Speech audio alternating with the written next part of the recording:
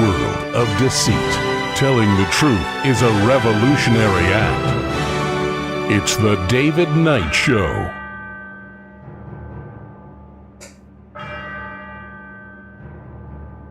As the clock strikes 13, it's Friday, the 1st of May. May Day, 2026. Well, we're going to see, today is the last day, or perhaps it's the first day of no war, assuming that Congress has not done anything. But we have pre-recorded a couple of interviews for you that I think you're going to really enjoy. And I'm going to tell you about those when we come back. But again, I don't know if they have called time out based on the War Powers Act. Or if they've done anything at all about it. As we pre-recorded these interviews, this is something that not even the mainstream media is talking about. And we're not talking about the constitutional requirement to declare war before you go into it, but their add-on law, which says, oh, you can do whatever you want, but only for 60 days. Well, time is up. We'll see what happens with that. But we're going to have a couple of great interviews. I think you're really going to find these things entertaining. We're talking to an ATF agent who was part of the ATF for 25 years. 20 years of that, he was operating undercover. Very similar to the interesting stories that we got from the FBI agent who was doing undercover work in terms of looking for a mole. So we're going to talk to him as well as to Sheriff Mack about what is happening at the local level. Well, as I said, we'll tell you more about these interviews that are coming up, but I think you're going to want to stick around and hear these. But I want to begin with what I think is the most important aspect of how we get through these dark times as we are living in this place that we really are just strangers and pilgrims in. We have a congressman who has an abortion advocate. There's a little bit of grandstanding this here, but I liked what he did. He's a young guy, Brandon Gill, from Texas, and he started asking this abortion advocate what her favorite form of abortion was. Of course, she's not going to get into that discussion, but he made his point anyway. Here's that clip. You're an advocate for abortion, for abortion policy. What's your favorite type of abortion? I am an advocate for patients having access to the full realm of reproductive health care. But do you have a preferred method of abortion that you like? I do not. Let me read through a couple different methods, and I want to get your take on how much you like these. The first type is called a suction abortion. This is when the cervix is dilated and a strong suction, 29 times the power of a household vacuum cleaner, tears the baby's body apart and sucks it through the hose into a container. Do you prefer that method? I stand by my former testimony. That sounds kind of gross, doesn't it? Sounds pretty gruesome. Do you agree? It does to me. I stand by how I answered your question fully and accurately. Okay, what about this one? Yeah, right. This one is called dilation and curettage. After dilation of the cervix, a sharp looped knife is inserted into the uterus. The baby's body is cut into pieces and extracted, often by suction. Do you prefer that method?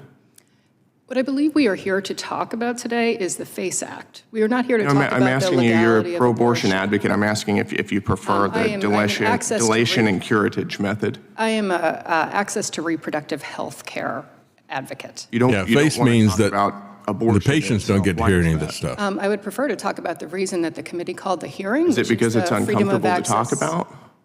Would prefer It should be uncomfortable. I would prefer, if you would let me finish my statement, to talk about the Freedom of Access to Clinic Entrances Act, which is We're what I talking was about asked to come what that here to talk access about. gets. How about this one? It's called dilation and evacuation. Forceps are inserted into the uterus, grabbing and twisting like Columbo. the baby's body to dismember him or her. If the head is too large, it must be crushed in order to remove it. Do you prefer that method? I would prefer to talk about the reason the hearing was called and the basis of my expert testimony. It's uncomfortable to hear this, isn't it?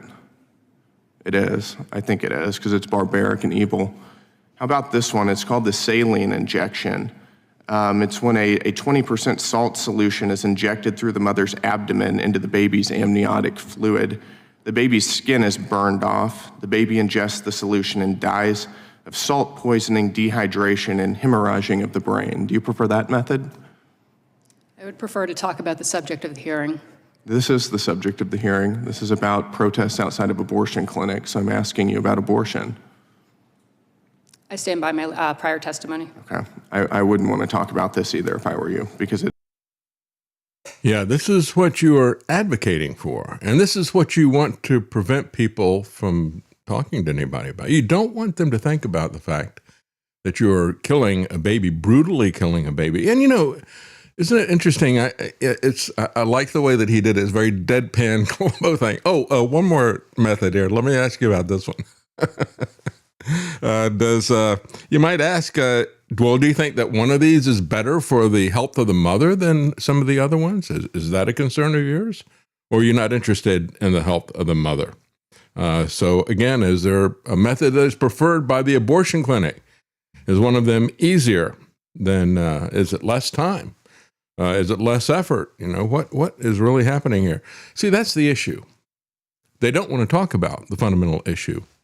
And that is the case in so many different areas of our lives, especially in government. As a matter of fact, Ben Sasse, who is, former senator, he was, for just a year, he was president of the University of Florida. Then he found out that he had a very virulent form of cancer and didn't have very long to live.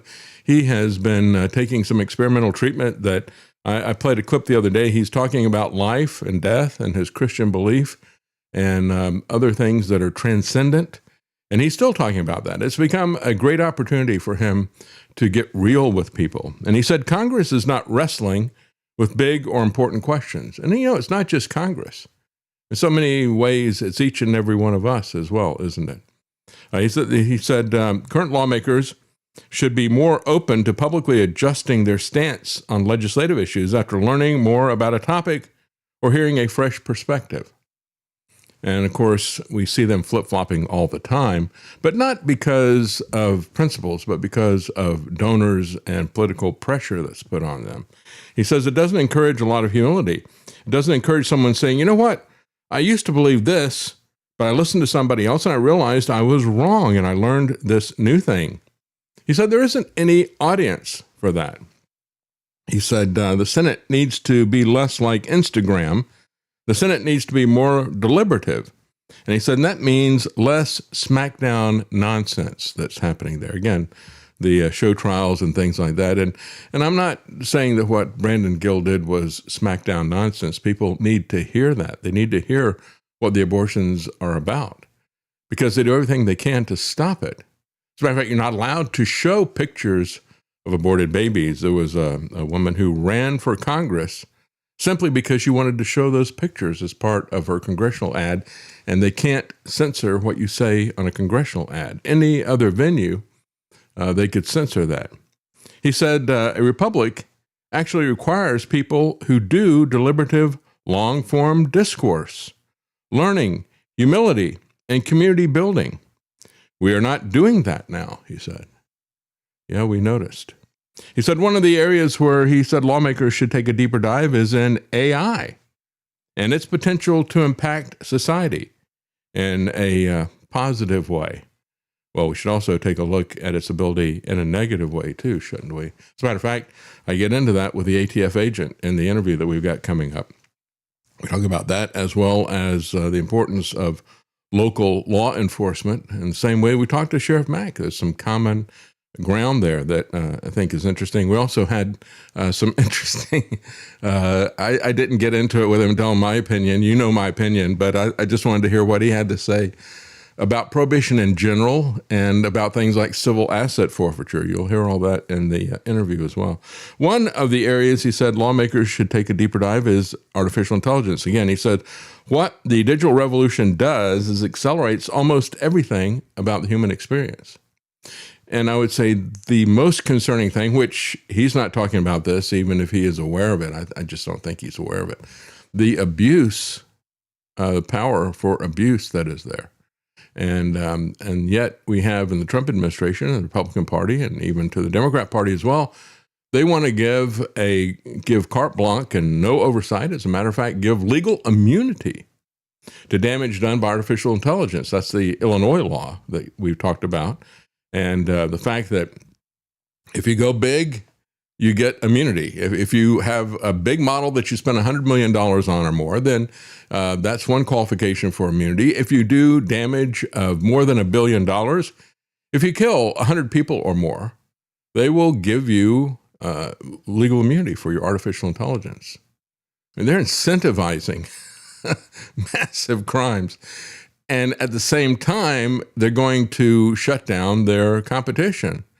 And that is a big part of that. We also talk about that with the ATF agent. We had a lot of, touched on a lot of different points I think you'll pick up.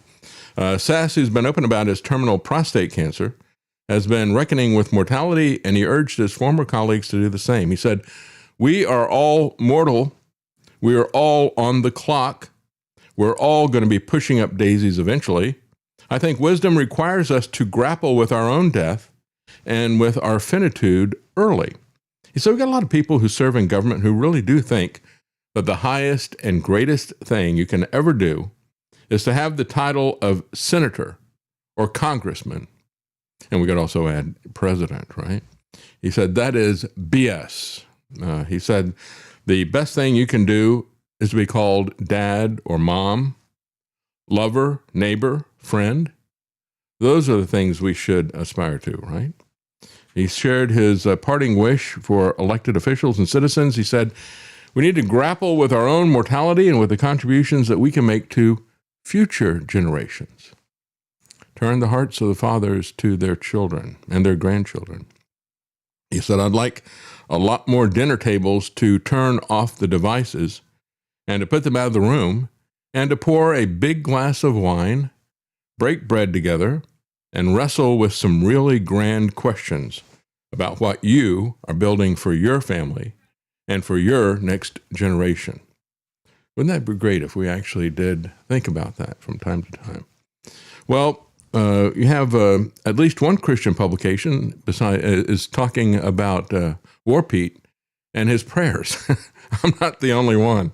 This is an article from Stephen Wedgeworth. He says, it's called Praying During a Time of War. He says, Pete Hegseth is right to pray for our military, but our wartime prayers also require humility, which we don't see in War Pete. He said when he read a prayer that asked God to deliver our enemies, quote, to the eternal damnation prepared for them, right? He says, so where, he says, not just the fact that it's coming from Pulp Fiction, but also he says there's something really key that is missing from this, and that is humility. He said the common theme in the prayers that he has prayed, as well as Pulp Fiction that he quotes, is that the work of the U.S. military is the eschatological,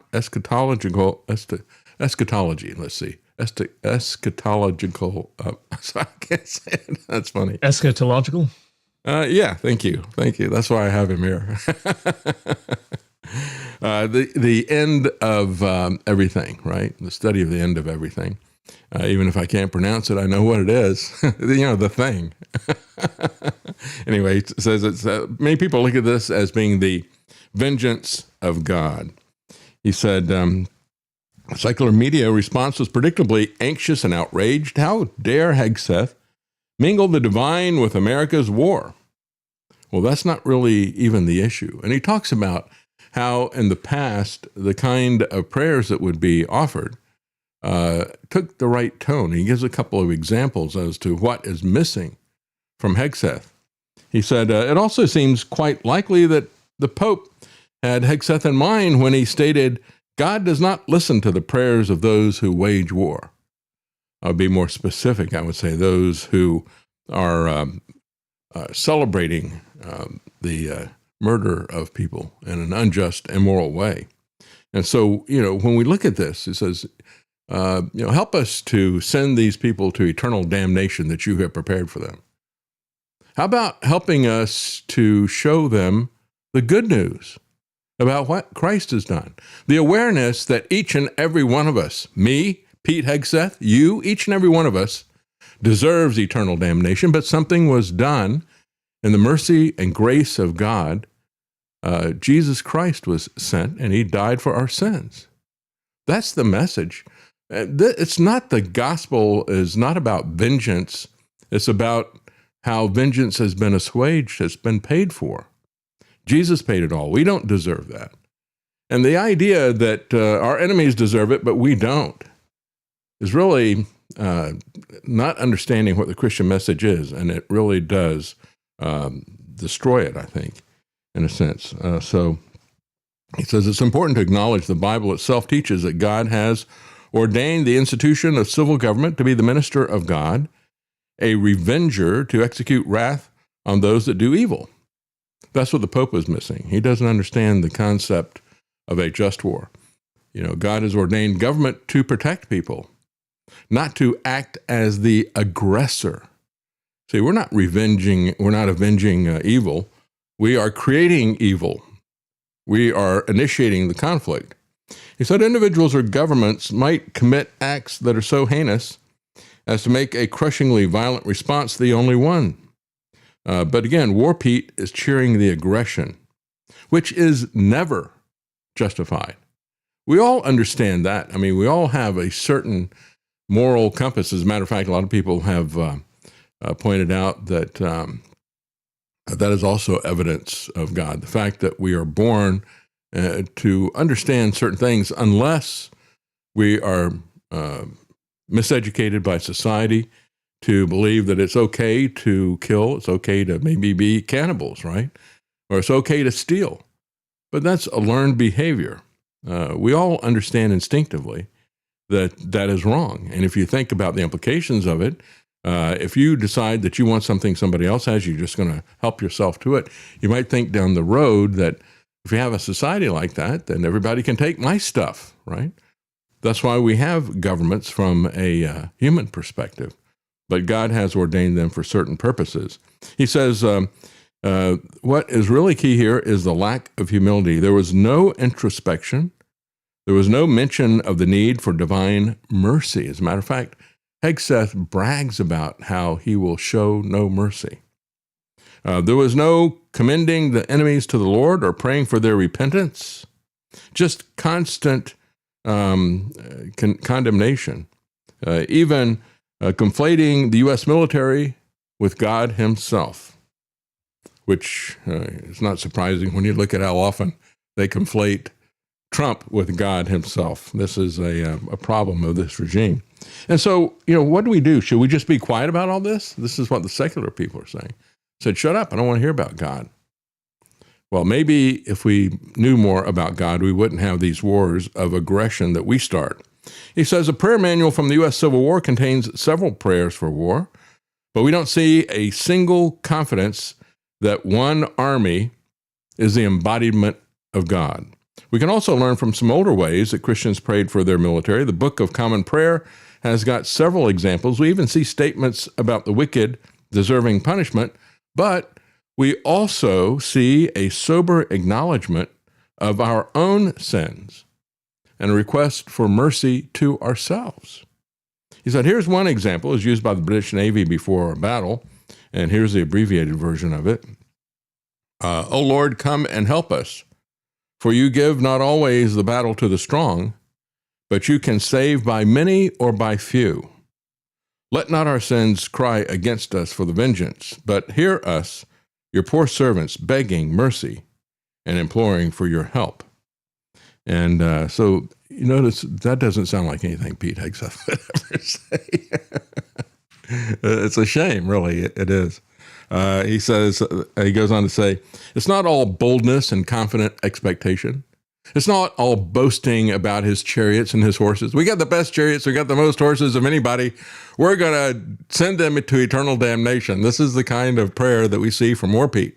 And that's the thing that concerns me, is just how the Trump administration has completely perverted Christian ethics, the understanding of what Christ has done. They've completely rejected that. They're out there pursuing earthly kingdoms, earthly empires. They're all about Jerusalem and building third temples and all the rest of the stuff. They're focused completely on the secular.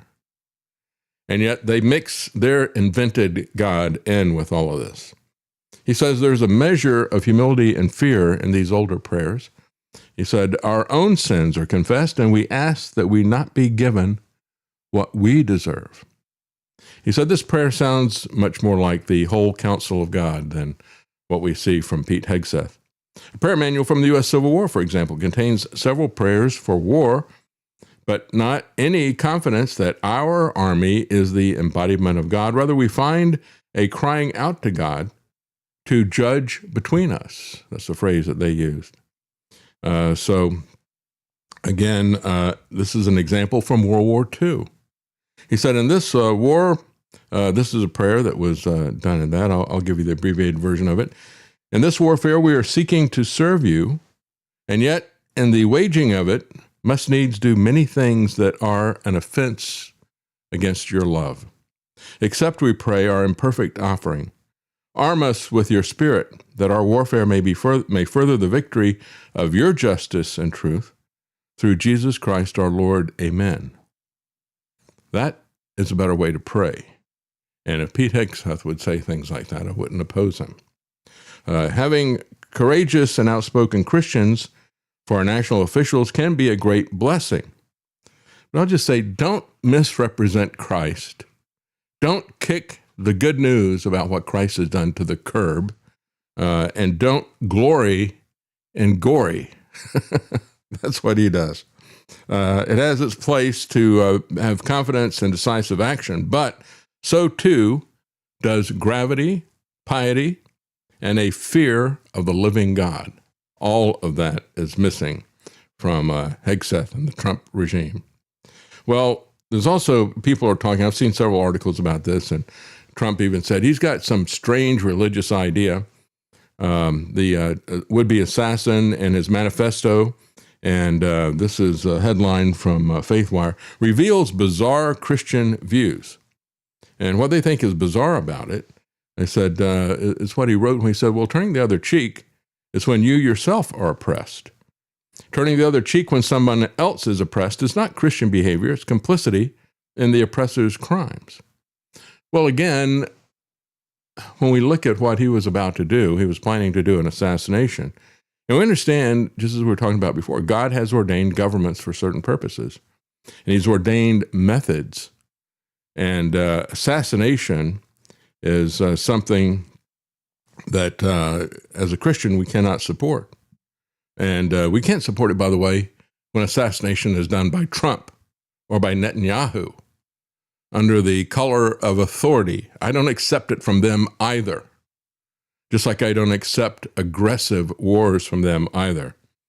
And so when we look at this, we understand that people like Trump and Netanyahu are sowing seeds that are going to result in us reaping the whirlwind. And I'm not just talking about the two of them. I'm talking about all of us. And we're looking at reaping the whirlwind from other people, other nations, but especially from God. And we know that our nation is going to be judged for this type of thing. You know, we look at the abortions, we look at the unnecessary wars, we look at the mass murder for corporate profits that they engage in. It's like, how could God not judge this country? And so that's what we need to pray. We need to pray for our leaders. We need to pray for godly leaders rather than what we have right now. And we need to pray especially that they would not be murderers, assassins, pedophiles, and rapists like the current crop that we have in Rome on the Potomac. And that we also need to pray that we would not be lumped in with them in this judgment. You know, I look at this and I think many times about the Jews that were taken into captivity, and Jeremiah. One of the most hopeful things in the Bible was from a prophet who was always weeping and crying about the doom and gloom that had happened to his people. And yet in the 29th chapter of Jeremiah, everybody's familiar with, I know the plans I have for you, plans to prosper, not to harm.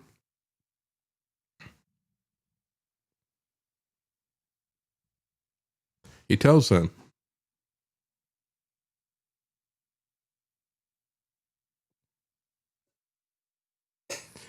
just build houses, plant gardens, have kids, grandkids, and seek the peace of the city in which you live.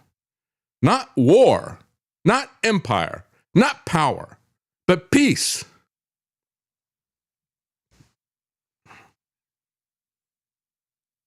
Just bothers me that these Christian nationalists, what an abomination they are.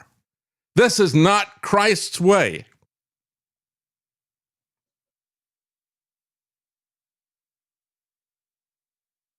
We are strangers and pilgrims in this world, just like the Jews were in Babylon. We need to look at how we can live in this without becoming part of it.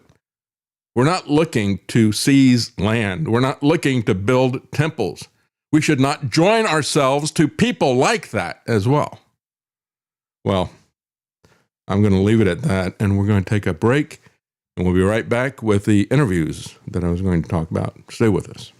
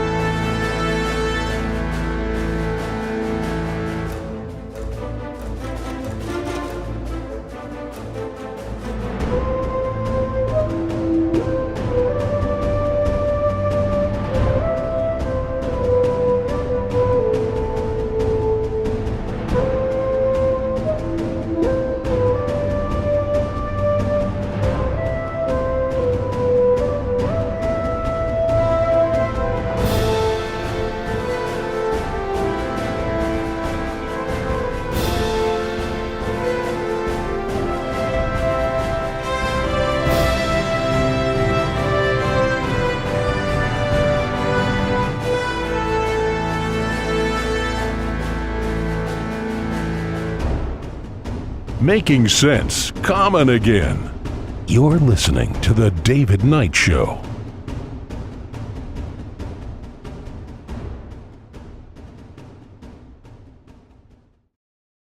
Elvis. Ladies and gentlemen, the Beatles.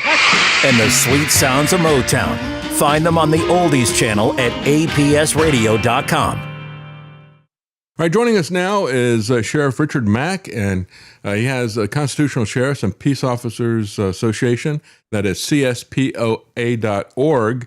And we got a lot of things to talk about. There's a very interesting case back and forth, because we always see all this catch and release stuff that's happening with repeat offenders. And there's a case that is happening in Vegas, which I think is very fascinating. We're also going to talk to Sheriff Mack about the shooting and what happened to the security at the White House Correspondents' Dinner that just happened over the weekend. So joining us now is Sheriff Mack. Thank you for joining us, sir. Well, thanks for having me, David. It's always a pleasure to be with you. You and I go way back. Oh, yeah, we do. But you know, all that time, I never realized until I was doing research for this interview that when you won in the Supreme Court, and of course, Sheriff Mack was the first sheriff to have to challenge a law to the Supreme Court, because he was fighting for both the 10th Amendment as well as the Second Amendment. He won. And I never realized before that there was a series of 5 Brady bills. They were going to release them once a year, like a sequel, a bad sequel. And so basically, you stop the empire from striking back. They put those on hold, I guess, until a better time because of the win that you had in the Supreme Court. That's very important. Yeah, it was amazing. I worked closely with the NRA on this case, and then also Gun Owners of America. And Gun Owners of America was actually the one that discovered that there were 5 Brady bills to be scheduled one year after another until the Second Amendment was completely gutted, if not completely destroyed. Wow. I really like Gun Owners of America. I have a long history with Larry Pratt.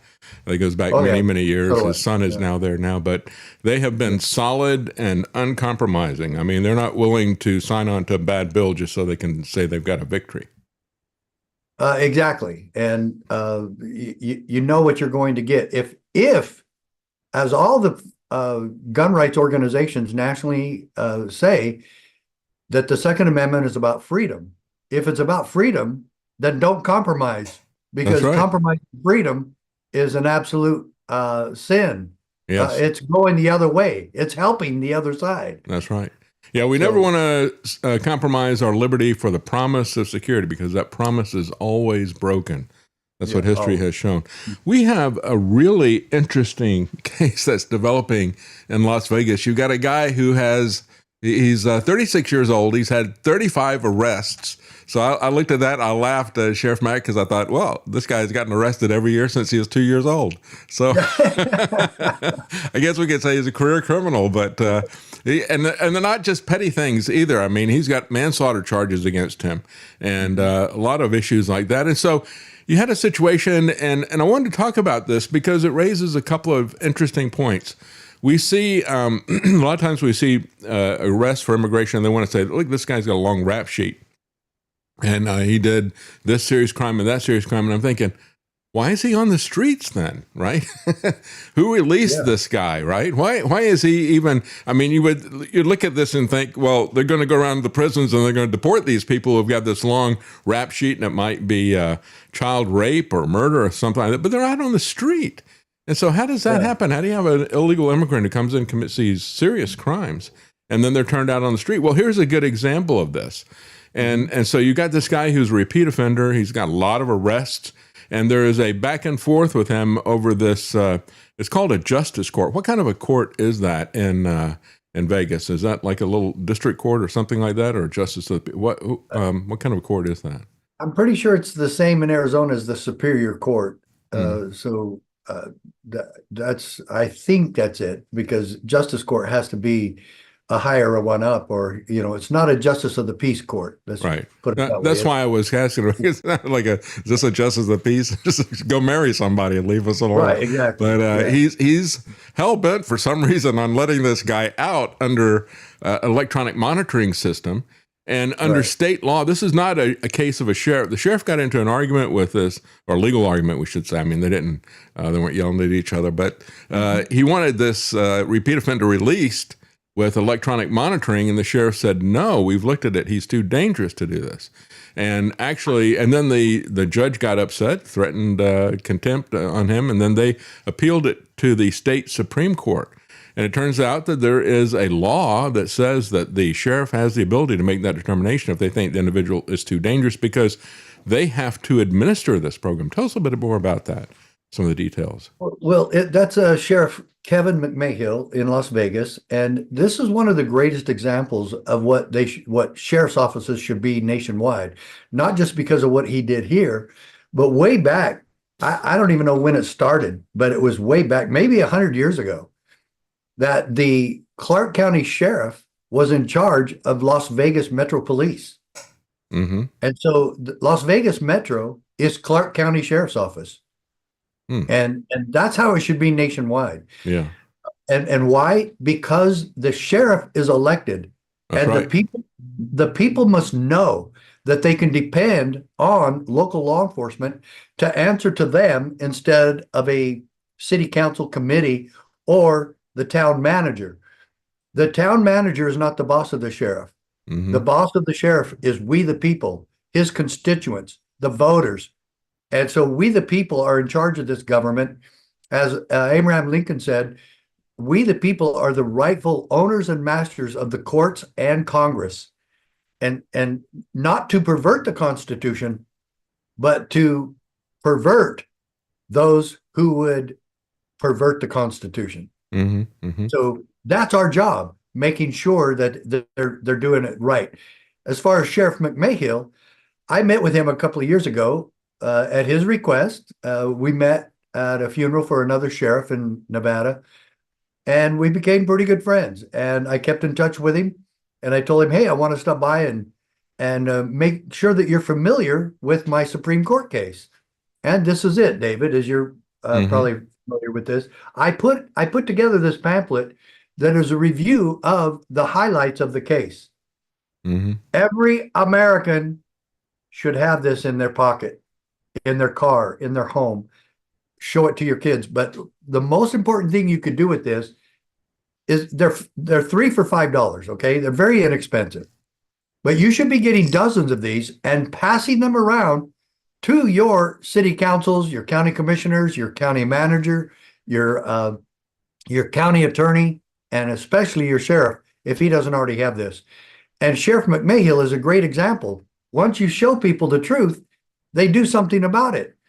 And so here, Sheriff McMahill is now having the courage and the creativity and the wherewithal to tell judges, we're not going to do this catch and release crap anymore with felons who have hurt other people, who are going to continue their recidivism. Mm-hmm. And this, you asked the question, why would they do this? A very good question to ask these judges. Why do you put hardened criminals, career criminals, back on the streets, and what McMahill told them, to do more harm to the American people and to law-abiding citizens? I agree. Yeah, that's Leave why I it asked. alone. That's why I asked what kind of court this is. Are these? Is this an elected or an appointed judge? Pretty sure it's elected. Well, see, that's the key. You know, when we talk about everything that's happening, and a lot of us don't like the way the country is going, and I think the most important thing, and where you're going to have the most effect, is going to be at the local level. In situations like voting for judges or voting for sheriffs or whatever, it's difficult to get information about them, however. And so that is part of the problem. And I got to say, I'm as guilty as anybody else. It's hard for me to find information locally. I can get all kinds of detailed information about what's happening nationally, globally, that type of stuff, but it's difficult to get that information locally. Part of it is that we've really kind of lost our local reporting because of economic reasons and consolidation of media. So there's not much reporting that's happening there, but it's difficult for us to get that information. But that's where it really makes a big difference. Now, in this particular case, I had some other questions I thought were kind of strange because this guy, even though there's this back and forth between the judge and the sheriff, apparently was able to get out on his own somehow because he's been arrested again, and there's now a different judge who refuses to give him bail. Tell us a little bit about that. How did this guy get out? I actually think he posted bail. Okay, yeah, he posted bail, but I thought that they weren't going to let him out as long as, because the judge's condition was that he be put on electronic monitoring. You can't stop bail. Oh, okay. If bail is there and he posts it, he's out. Well, Nothing the sheriff can do about that one. Well, I looked up this thing that said that they got a call that somebody was going through mailboxes. So they go out in the area and they find that he's got like a special file key to get into the mailboxes. And they found some other things on the guy as well. So they arrested him again. He's got another 27 charges. They found him with a shaved mail key, fraudulent ID, other people's credit cards, meth on him. And when they call it, he was going through the mailboxes at an apartment complex. Huh, Dave? Yeah, big surprise. So now he's got another 27 charges against him, and this judge is not giving him bail. Wow, it only took 37 felonies.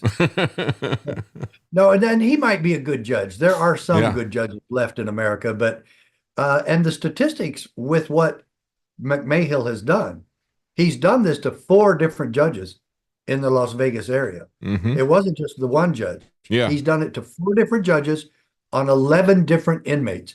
Why? Because he's concerned about public safety. And these judges, some reporter needs to ask these judges, why do you keep releasing these people, these career criminals, on law-abiding citizens? Why do you keep doing that? We want to know. Yeah, that was my question. I look at this and it's like, okay, so you're a judge and, you decide that you're going to put this guy on electronic release, and the sheriff comes back and says, well, wait a minute, this guy, I don't think we can handle this guy on electronic monitoring. Wouldn't you have the humility to look at this and say, maybe I got this wrong. Let me reconsider that and take that as an opportunity so that you don't have this on your record in case you let this guy go and he kills somebody. But he didn't do that. Instead, he fought against all of this, and the guy got released anyway. Yeah, exactly. So I really want everyone on your program, Dave, to look at this sheriff and what did he do. Mm-hmm. Okay. This is where the solution for America lies. Sheriffs doing the right thing for the right reason in defending the American people. This is what CSPOA does. This is why we want every one of your listeners, your supporters here on your program, go to our website and become a part of the CSPOA. Oh, you're not a sheriff? Oh, you're not a deputy? Great, because we formed this organization for you. And that's why we have the CSPOA posse that you can become a member of. Yeah, there's a little fee, $11 a month or $8.50 a month, whatever, if you go annually or just monthly. But folks, this is the greatest solution since sliced bread. And I should say, since the militia was formed. Yeah. The American people, Jefferson warned us that we have got to be involved. And he said the price of liberty is eternal vigilance. Folks, we provide that opportunity to you 100% for you to be involved in the holy cause of liberty and taking back our Constitution and our constitutional republic. Yes. Join us at cspoa.org. And that's the key thing. I mean, like I said, it's hard to get that kind of information locally as to what's happening. Constitutional Sheriffs and Peace Officers Association helps you to get that kind of information, the kind of questions that you can take around as a group of you, can meet with a sheriff and ask him those types of questions. John Birch Society's got voter rolls for all the state legislators and things like that. So there are some organizations that are focused on establishing change at the local level where you can get that kind of information, and it's very important to work with those. I like what you had to say about your organization here. You said it's an organization that brings citizens, law enforcement, sheriffs, and elected officials together, solution-oriented, taking our country back in a peaceful and effective way at the local and the state level. That is the key, because I think it's just too far gone at the federal level. And the key thing, I do too. The federal level is so far gone that what they do is not only they're doing the wrong thing, but they're bribing people with fiat printed money to do the wrong thing at the state and local level.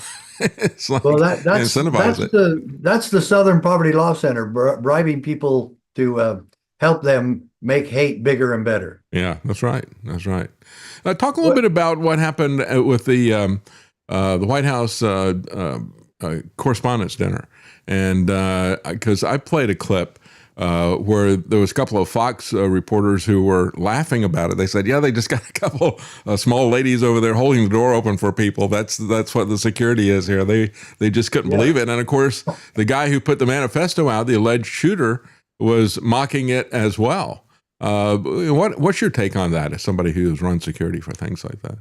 Well, yes, I have. As a matter of fact, the last time I did it personally and with my sheriff's office was when Pat Buchanan came to Arizona in 1996. And I worked with the Secret Service that was in charge of his event, and we coordinated with them and they coordinated with us. Maybe the current Secret Service needs to do that more with local sheriffs. Now, look, they had local police. They obviously had Washington, D.C. PD there and others. But where did the security break down?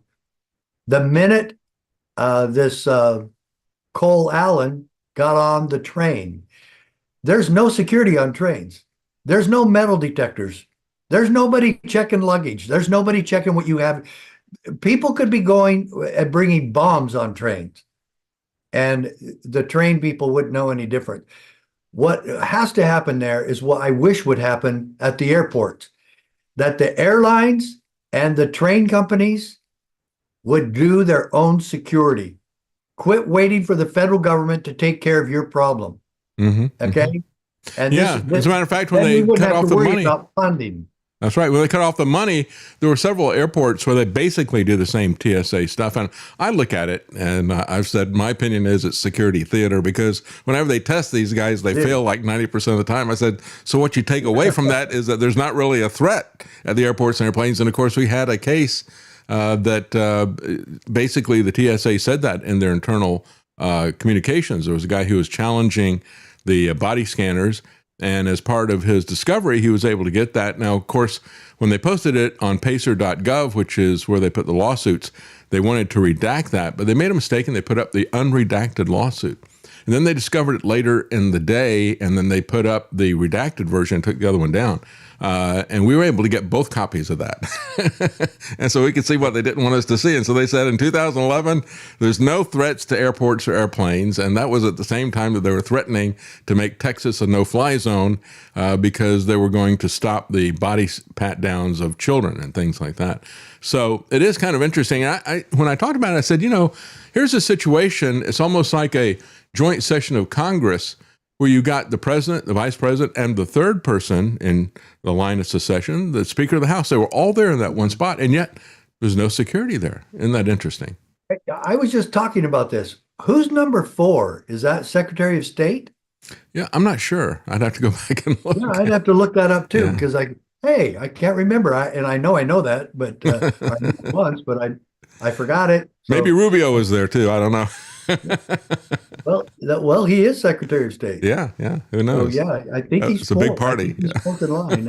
And I don't know who the Senate Majority Leader is. I don't know where he is on the list. You would think he would be right after Johnson, but I don't think he is. But anyway, the other part of the security lapse is that he's allowed to check into a hotel, and again, there's no body scanning there either.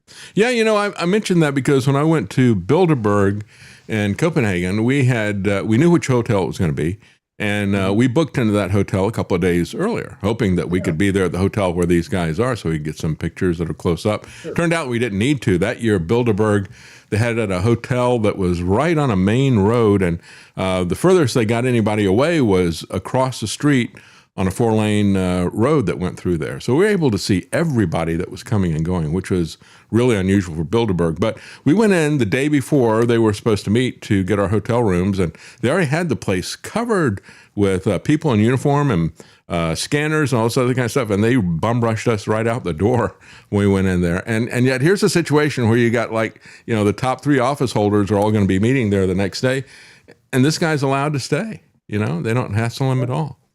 Yeah. Kind of interesting. And we were talking about this before the interview. I said, yeah, this is the same hotel where Hinckley took a shot at, actually hit Reagan, John Hinckley did. And I said, maybe what they'll do is have the next White House Correspondents' Dinner at Dealey Plaza. I don't know. and James Brady, for whom the Brady bill was named, that I sued and won. And I do want to recall when I was at the U.S. Supreme Court, he was there in his wheelchair. He took a shot to the head, and 4 of them were shot at that time. A Secret Service, a police officer, Reagan, who they didn't even know was shot until he was on his way away from there in limousine. And then James Brady got it the worst, and he was confined to a wheelchair after that, but he was still really sharp. And I shook his hand at the hearing where we were suing his bill. And it was really his wife's bill. He's a good man, and I've always liked him. And I thanked him for his service to Ronald Reagan and to our country. And he said something very gracious to me. He said, "Sheriff, I really admire you for what you've done and you standing for what you believe in." And that really meant a lot to me coming from him.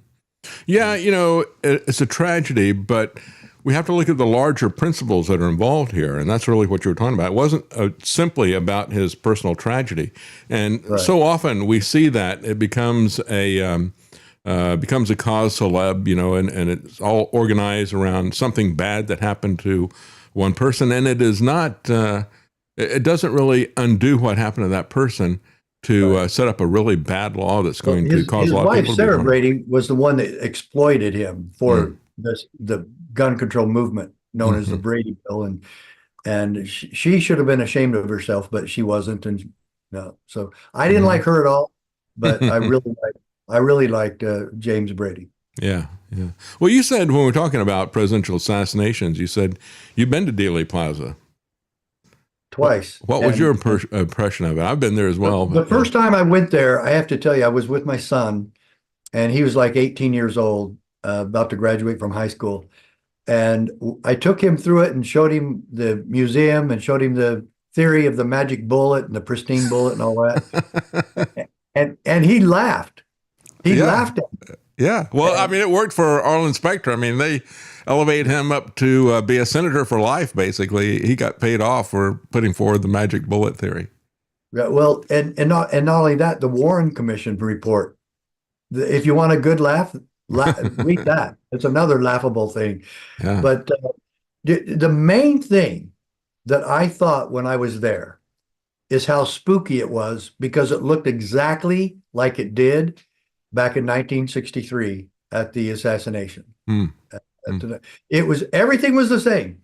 The picket fence, the grassy knoll, the book depository, where it actually happened now, like I said, is a museum, and it kind of gives the evidence of all of it. And I thought every bit of it was like walking through history, walking through time. And it was amazing. The thing that we've included in my new book that's going to be out in about a week is Dorothy Kilgallen. I'm sure you remember her. Yeah, the name's very familiar. What was it? What's My Line or something? Yeah. Yeah, she was on. She was a regular on What's My Line. Before that, she became very famous about a worldwide race, and I can't remember what they were racing for, but she was involved in this race, and she was also a reporter. And after she was in that race, she gained a lot of notoriety, and she was invited to be on What's My Line all the time. Well, that was a pretty good movie. A game show on TV back in the late 50s, early 60s. Yeah. I think the host was Gary Moore. Yeah. And they would guess people's profession when they come out. They'd ask them questions. Yeah. Right. And so she took it upon herself to do an investigation on the Kennedy assassination. And right as soon as it happened, and she started, and she was extremely relentless and dedicated to it. And she was good at what she did. And she actually got an interview with Jack Ruby, who murdered Lee Harvey Oswald. And so she's really getting into this. And then, of course, she ends up dying, and they don't even know how. They said it was an accidental death, but it was exactly how Marilyn Monroe supposedly killed herself. And we don't believe she did. In the book, we bring out what really happened to Marilyn Monroe was murder. And what really happened to Dorothy Kilgallen was also murder. Because, and I'll tell you one reason why, David, you're not going to believe this. So she has amassed all these reports and evidence about the so-called assassination, the inside job that it was on JFK. So she accidentally died, right? According to police reports and what everybody said. Then why was all her evidence missing from the scene of her death? Wow. Yeah. They never found it again. No one ever did a criminal investigation. But all they said is, well, that's coincidental and weird. All of the evidence that she had amassed and all the notes she took, reports she wrote, were all gone, missing, stolen. Wow. Yeah, that From was obviously the murderer. Yeah, that was obviously a seminal event for a lot of Americans, changing their opinions of government. I remember, it was around Thanksgiving that we all got together with a family. I was only 8 years old, and people were watching TV live as Jack Ruby shot Lee Harvey Oswald. And I remember all the adults in the room were like, okay, I think we know what's going on here now with this, not a lone shooter scenario that's happening with that. And that was kind of a seminal moment for me, actually, as well. So, well, another thing that I brought up ever since I was at Dealey Plaza. So if Lee Harvey Oswald is up on the 5th floor and he's looking down, when the president's motorcade turned right on Houston and is going northbound, right towards the book depository, straight, a perpendicular straight line right towards Oswald, supposedly holding the gun. Why didn't he shoot him then? Nothing was in his way, clear shot, clear path, and he has this white shirt on the president that he could have taken that shot. Oh, no. He waits for him to turn down Elm, and now he's behind trees. He's at a weird 45-degree angle now. The other one was straight on. The first shot was the easiest one, and he missed the entire car. Yeah. Wow. Then when he's much farther away, and a very difficult shot. He somehow shoots him in the front part of the right side of his head. Yeah. And he's behind him at a 45-degree angle. The best shot he could have possibly got would have been right here on the right rear of his head. Oh no, he shoots him there. Wow, talk about magic bullets. Yeah. And a magic gun and a bunch of lies. And that's what it was. And then by the time that the body of President Kennedy was taken back to Bethesda, Maryland at the naval base there, his brain was missing. Why? Where did the brain go? And so you have to know that the brain, more than anything, more than the skull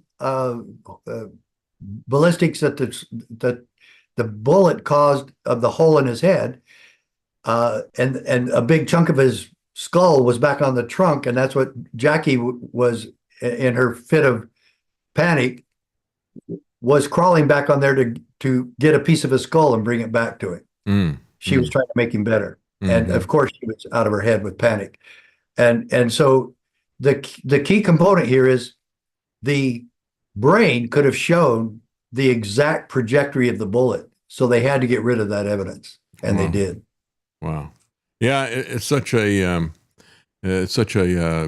horrible situation, and what it showed us about our own government is horrible as well. Yeah. As a matter of fact, I just played a clip this week of Glenn Beck talking to Kash Patel. He says, yeah, I've seen the Kennedy stuff and everything. You're not even asking the right questions. And I can't tell you what I've seen. It's like, I am so sick and tired of a government that keeps everything secret from us in the name of national security, that lies to us so obviously, and they think we don't know that they're lying.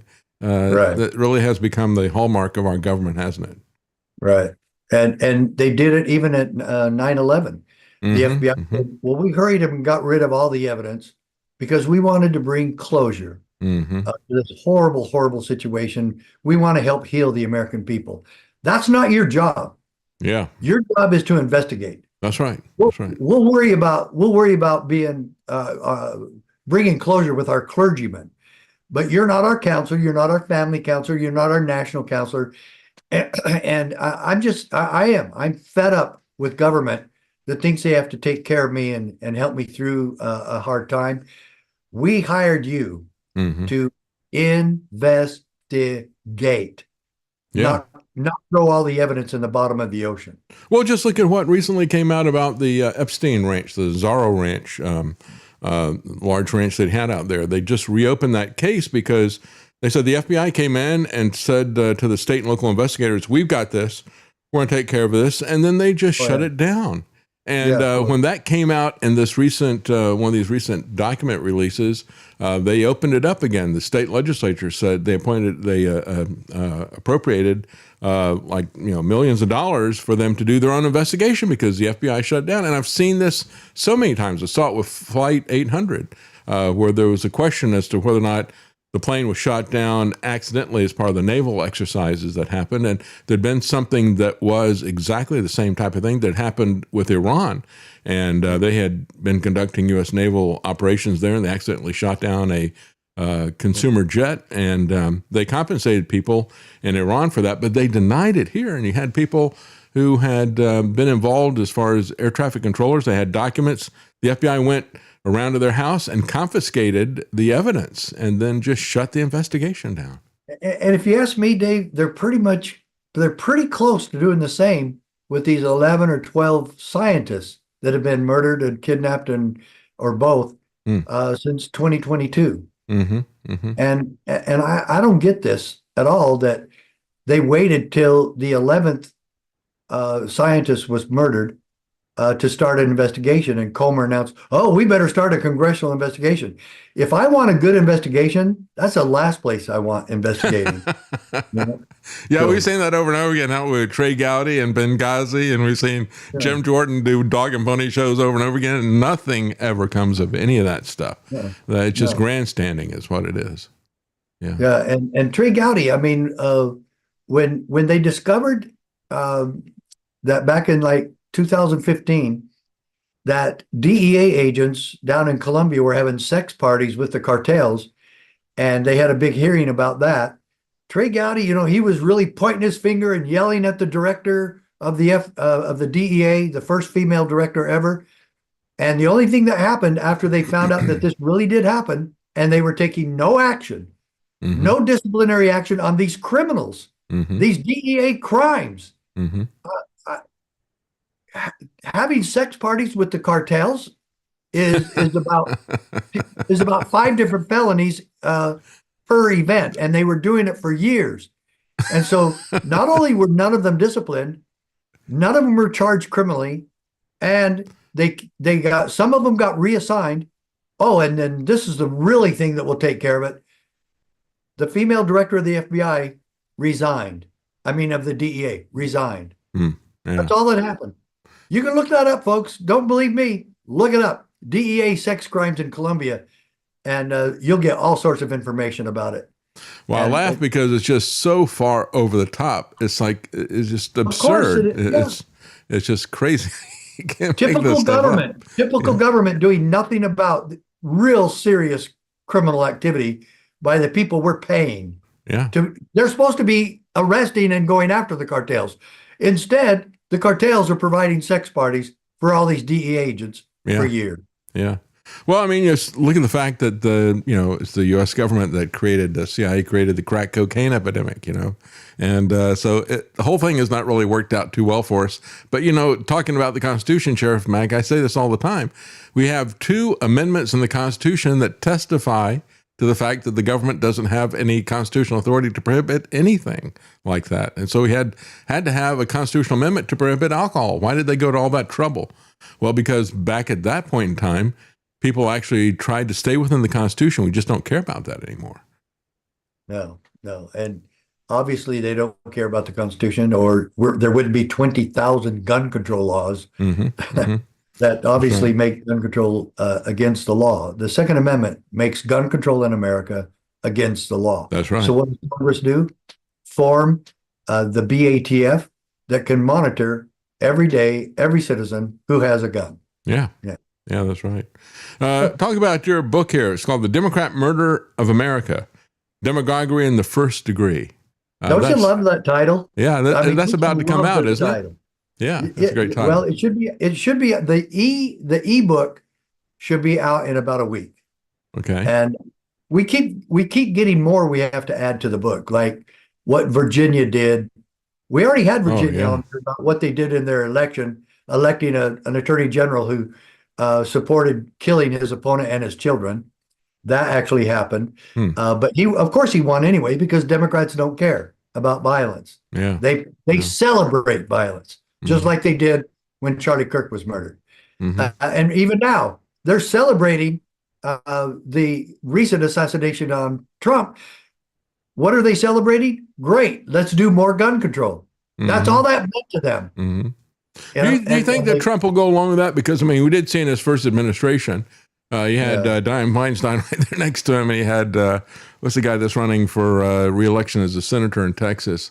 I forget his name. Cornyn. Cornyn. So the two of them were sitting on either side of him, and he's saying, well, fortunately, there's things that I can do with a pen right here. And it's like, no, you can't.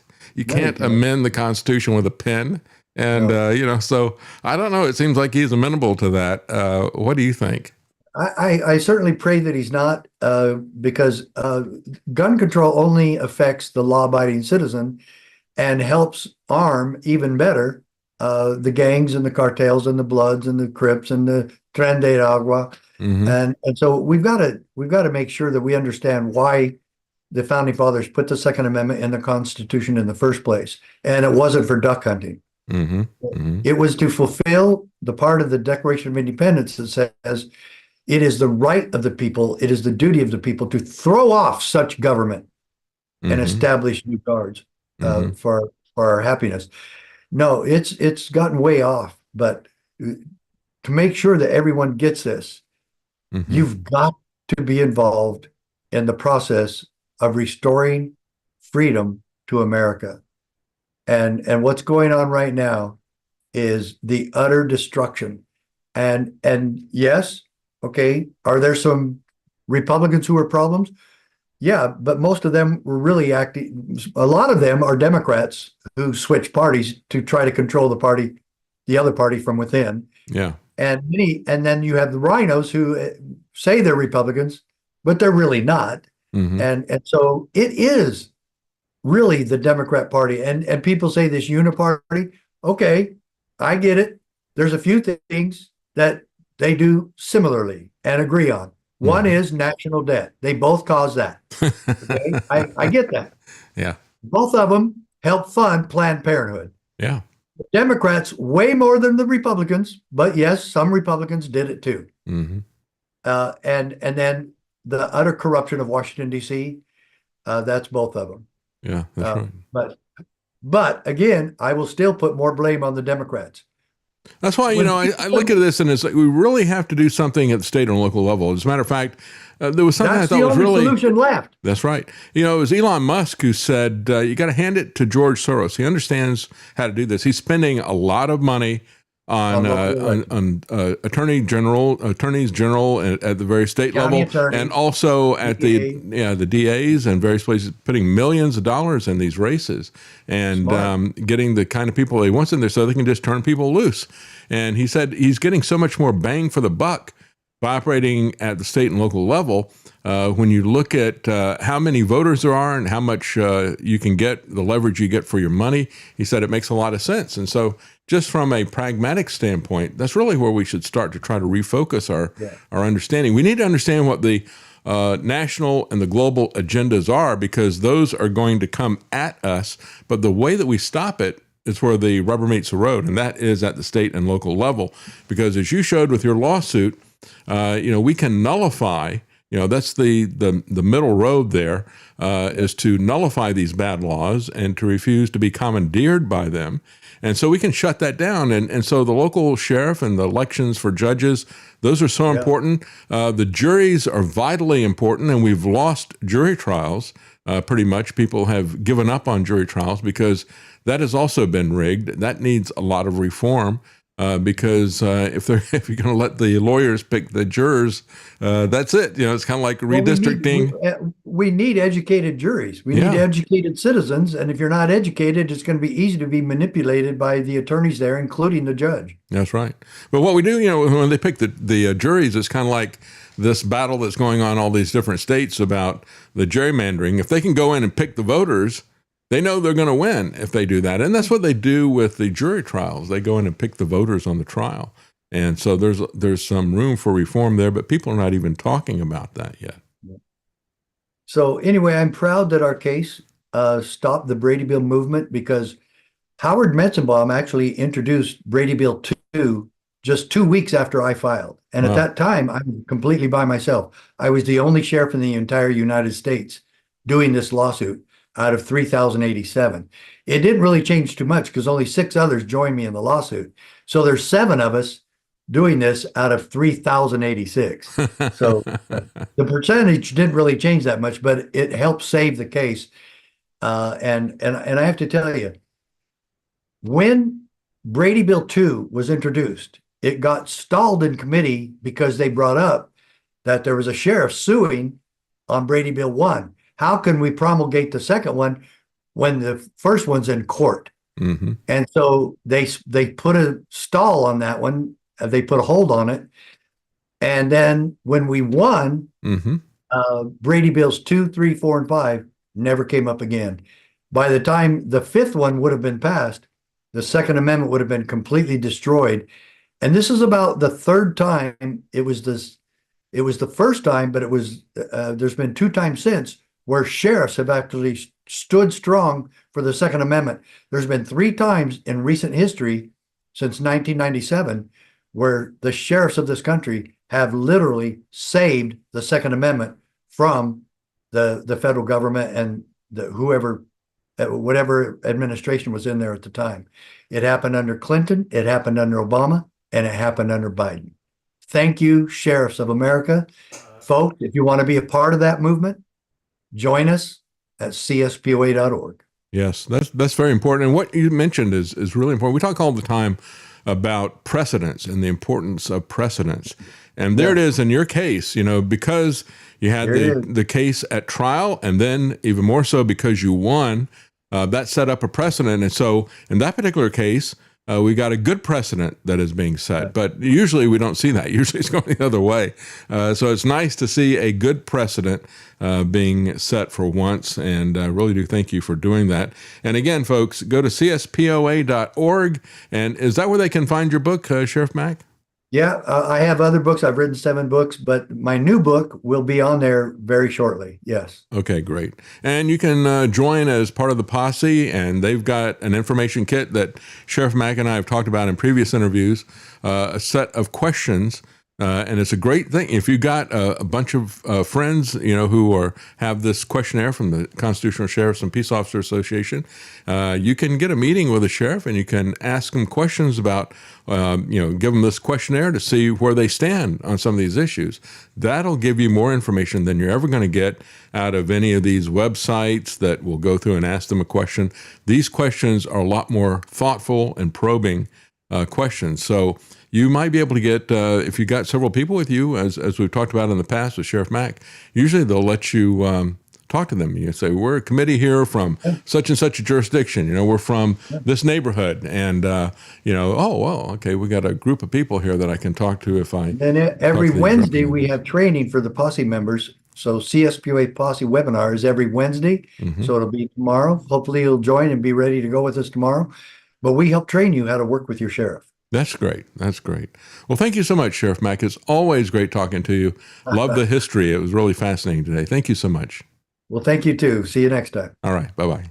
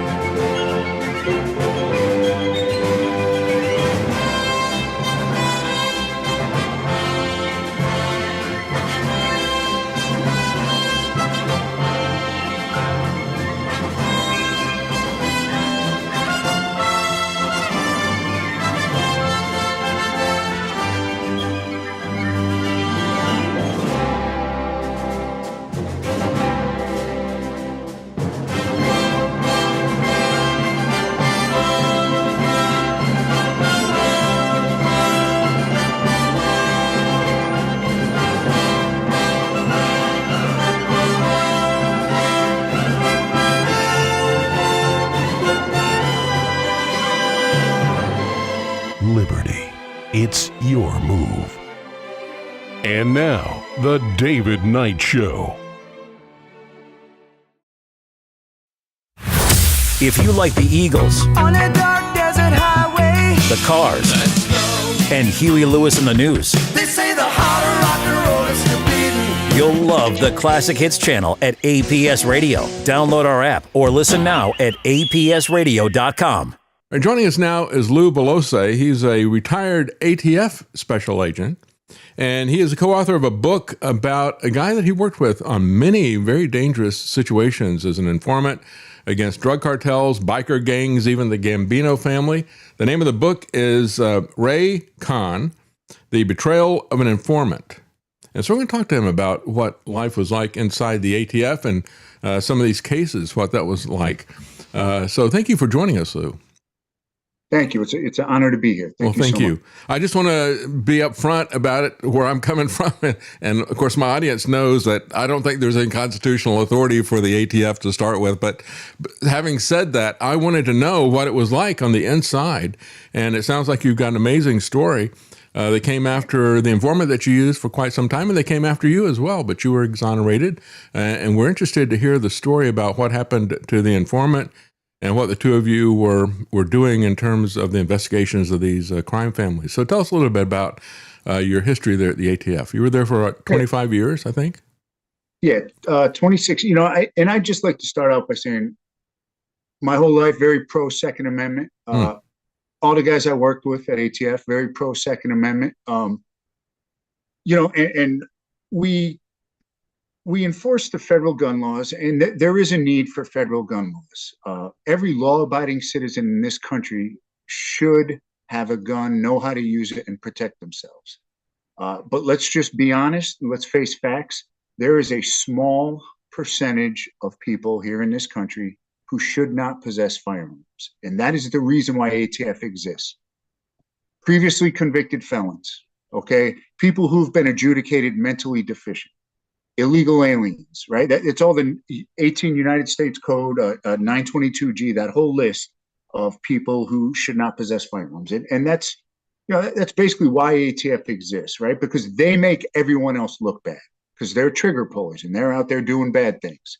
So, basically our job is to enforce federal firearms and explosives laws. And that puts you in front of some bad people when you live in that world.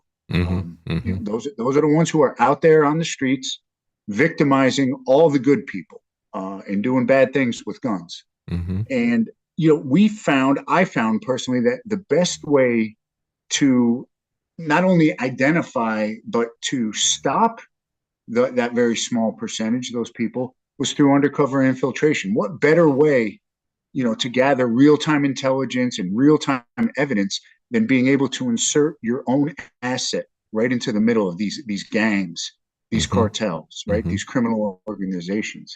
And that was the path that I chose, working undercover.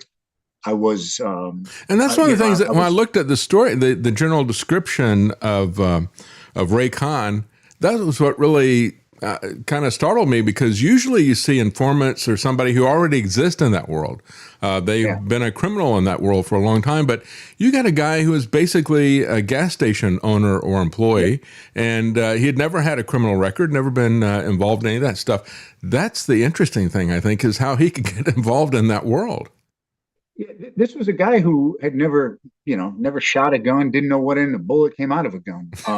He had never done any drugs, never been in that world, not a gangster, like you said, basically a 7-Eleven owner who made a silly mistake. He walked into one of my undercover operations and he bought a bunch of untaxed cigarettes, which is a federal violation. Not a violation that we go after, that the United States Attorney's Office really goes after vehemently or cares about, but he loaded all these untaxed cigarettes into a brand new Cadillac Escalade that we wanted, because when we seize a conveyance that's used in smuggling, we're allowed to use it for our own purposes. And as awful as that sounds, we found out that he was also in the country illegally. So he was arrested, charged, we seized his vehicle, and he was just set up for deportation. And his lawyer came to me and said, man, if you can do anything to keep Ray in this country, he has children here, he'll be the best informant you've ever had. And, I was so skeptical. I said, what is this? This guy's not in my world. How's he going to help me? And the lawyer who I knew, he was convincing. He said, just trust me. So I did. I took a leap of faith, and we did all the necessary paperwork and all to get his prosecution deferred, which no one cared about anyway with untaxed cigarettes. And we got his deportation stayed, and we essentially paroled him into this country. And I didn't know what to expect. I brought him into my next undercover operation, and let me tell you, he just hit the ground running, and he absolutely pretty much made the second half of my career. Wow. His uncanny ability to get in with these gangsters who were putting guns and dangerous drugs on the street and bring them to me. It was unbelievable. So what was it about him? I mean, did he just have a way that he could read people and have a conversation with them? What was it? Yeah, even his English is not that great. Yes, he has a way about him. When you walk in his store, he just has a way, a little bit pushy, and he knows how to connect with people. That's his gift. And he could connect with these gangsters, and he could weave his way in and out and find out, who was doing what and who would be the best targets to bring to me. And he he could get these guys, and that's basically undercover work, right? To make people want to be a part of your hustle. That's the essence of undercover work. If I can, it's not trying to become someone else. It's trying to sell yourself and get the bad guys to want to be a part of what you're doing, your hustle. And that's exactly what he did. And he would tell them about us, bring them to us, and then we would take over from there. And we're talking about high-level cartel members, high-level street gang members. And what was his hustle that they were thinking they were going to join into? I mean, so at this point, the operations he was helping us with were storefront operations. These were operations where we would set up phony businesses in parts of America where there was super high gun crime, high violence, and we would use these stats to kind of justify setting up a business that was owned and operated by the government, staffed by undercover agents. And Ray would bring these people to us.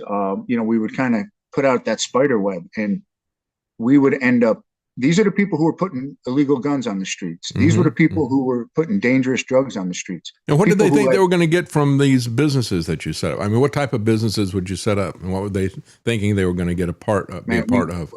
I mean, we covered the whole spectrum, from tattoo parlors to head shops to military surplus stores with attached shooting ranges to international freight forwarding businesses on the port. And you would never walk into these places and think that that it was a law enforcement setup. They were so well done and well stocked. And when these bad guys would see, our motto was 90% of our business is 100% legitimate. I mean, we were actually running these businesses, but when they saw what our side hustle was, and my side hustle was always that I bought illegal guns off the street and I trafficked them up to New York and sold them for incredible profits, which really happens, right? Down here in the South where I am in Georgia, you can buy a $100 Lorson 9mm and you can sell it on the streets of Brooklyn for $2,500, $3,000. Wow. And it's a business, it's a criminal enterprise, and it happens. And we were purporting ourselves to be gun traffickers. Wow. I guess that's prohibition markup. That's there. Yeah. Once they prohibit it, it goes sky high, and we've always said that's what these strict state gun laws, that's what they do. They create a black market for weapons. And for tobacco as well. They sell, they've got such high tobacco price taxes in New York that people are selling individual cigarettes. I think they call them Lucy's or something like that, right? Let me tell you, the state of New York has created an entire black market for contraband tobacco. Absolutely. Wow, that's amazing. So talk a little bit about some of the gangs that you guys are involved in. You had biker gangs, you had cartels, you had traditional mafia family that were there. Yeah, by far the cartels were the main ones. I don't know if people realize it. The cartels for several decades now, the cartels are embedded in every state in this country. Even when you go into these rural towns up in the mountains, the cartels are there. They totally control the drug trade in America, from the illegal pharmaceuticals, the fentanyl, to the traditional heroin, cocaine, methamphetamine. The cartels are controlling everything. And, that's who we really, we were there for guns, but we ended up dealing with so many cartels because, when we did deal with the narcotics, we were dealing with large amounts. We weren't buying 8 balls. Was the DEA a part of this as well, or did you eventually bring them back in? Okay, so you guys are just doing this for the guns only. Right. Yeah, for the guns, but the gun and drug world, does DEA buy a lot of guns as well? Yes, they do. Do they make gun cases as well? Yes, they do. We have kind of it's an unspoken agreement between ATF and DEA because those worlds coexist. Where you have a lot of drugs, you have a lot of guns, and vice versa. Guns are the tools of the trade for the drug world, and so it's impossible that there's not kind of a cross, kind of a mixing when you're working those. So Ray would bring in cartel guys to me.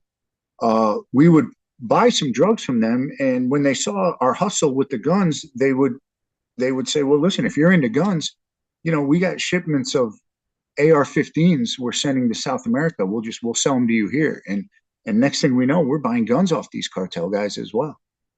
Wow. This sounds like everything is working fine according to what the ATF wants out of this, but then something happened and they came after you as well, didn't they? Tell us a little bit about that. They investigated you and you were cleared of all charges, but what was the reason that they gave and what do you think was the real reason behind it? Boy, that's a long one, but I'll give you the Reader's Digest version. I worked undercover probably for too long. It's one of those aspects. Less than 1% of law enforcement actually works undercover. And when you do it, it's probably best, I would say, now looking back on my career, to maybe do it for 7 or 8 years and get out. I did it for 20, and I was doing these deeply embedded, long-term undercover operations. And it's a gray area. After a while, you start believing it in your own bull, and it's hard to turn it on and off. And you're surrounded by bad behavior. You live in that gray area, and eventually it gets to you, and that it's a blurred line between who you really are and who you're portraying yourself to be. I went years and years and years without ever carrying a badge. You even distance yourself from the whole law enforcement community when you're deep undercover. Yeah. And for me, that led to some personal bad behavior. That led to excessive drinking, and it led to infidelity. And unfortunately, for me, it was with a federal prosecutor, and she was working on some of these cases. And obviously, that's where my trouble started. And when they came after me for that, but the real reason was the United States Attorney's Office at the time was not liking the trying to word this carefully. They weren't liking the racial makeup of the defendants in this operation I was working on. Which to me was utterly ridiculous because, if you tell me to work on an outlaw biker gang, right, if they're committing violations of federal firearms laws and I go after the Hells Angels, if I'm successful, I'm going to have 50 white defendants and nobody complains about that. All right.